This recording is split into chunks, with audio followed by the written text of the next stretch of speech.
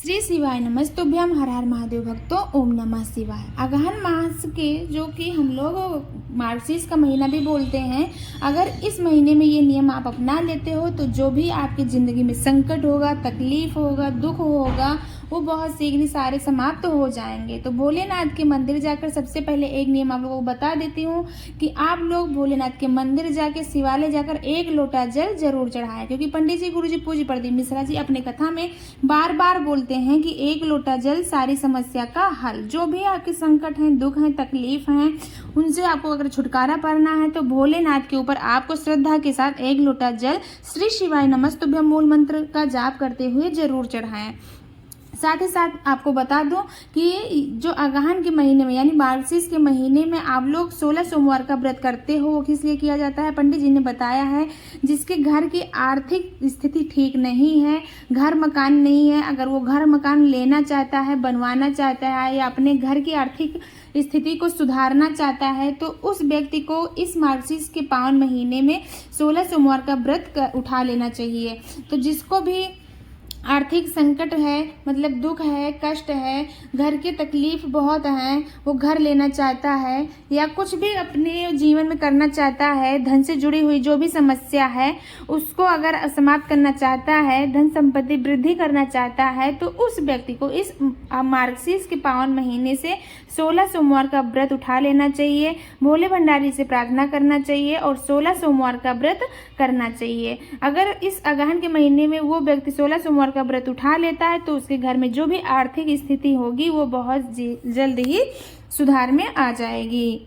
अगला नियम यह है जो कि गुरु जी अपने कई कथाओं में बोले हैं कि जब भी आप लोग शिवलिंग के ऊपर बेलपत्र को चढ़ाओ तो जो बेलपत्र का डंठल होता है, डंडी होता है, उसको थोड़ा सा तोड़ के चढ़ाना चाहिए, क्योंकि बहुत सारे लोगों को पता नहीं होता, वैसे चढ़ा देते तो उसका फल नहीं मिलता। अगर आप अपनी मनोकामना को, कोई भी मनोकामना को लेकर बेलपत्र चढ़ा रहे हो या उपाय कर रहे हो तो बेलपत्री का जो डंठल होता है उसको थोड़ा सा आपको तोड़ देना है, तोड़कर ही आपको अपनी मनोकामना बोलकर शिवलिंग के ऊपर चढ़ाना है। ध्यान रखना, जब आप शिवलिंग के ऊपर बेलपत्री चढ़ाओ तो ध्यान रखना आपको अपने मुख के विपरीत दिशा में उसका डंठल होना चाहिए, मतलब जो पत्ती का भाग है अपने मुख की तरफ होना चाहिए और जो डंठल का भाग है वो अपने मुख के विपरीत दिशा में होना चाहिए। पंडित जी ने कई कथाओं में बोला है कि अगर इस तरीके से आप लोग बेलपत्री चढ़ाते हो तो आपकी मनोकामना बहुत शीघ्र पूर्ण हो जाती है। जो भी मनोकामना को लेकर आप बेलपत्री चढ़ाओगे तो ध्यान रखना बेलपत्री को आपको इसी तरह से चढ़ाना है।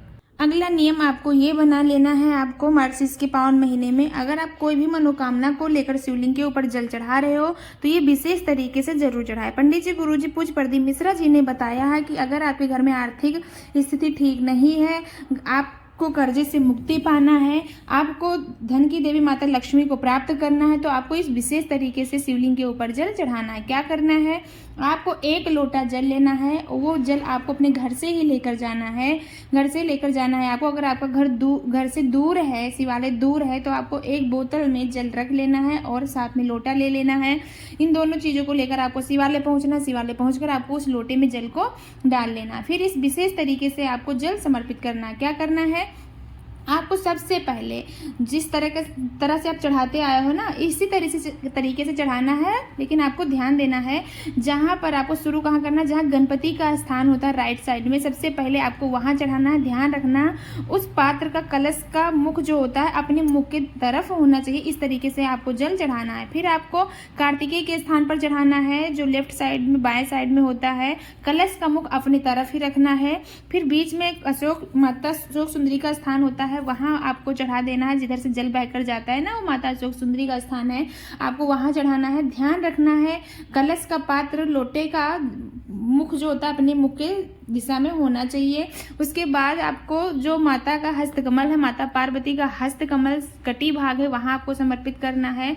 उसके बाद आपको उस जल को, जो ऊपर घड़ा बंधा होता है ना शिवलिंग के ऊपर, कहीं कहीं शिवालय में बंधा होता है, वहां आपको भोलेनाथ की 5 पुत्रियों का नाम लेकर आपको जल चढ़ाना है। जया, विषहरा, शामलीवारी, दौदली और देव, 5 पुत्रियों का नाम लेकर आपको जल चढ़ाना है। उसके बाद जो जल बचा है लोटे में, सीधा पूरा का पूरा जल श्री शिवाय नमस्तुभ्यम मूल मंत्र का जाप करते हुए पूरा का पूरा जल आपको शिवलिंग के ऊपर समर्पित कर देना है।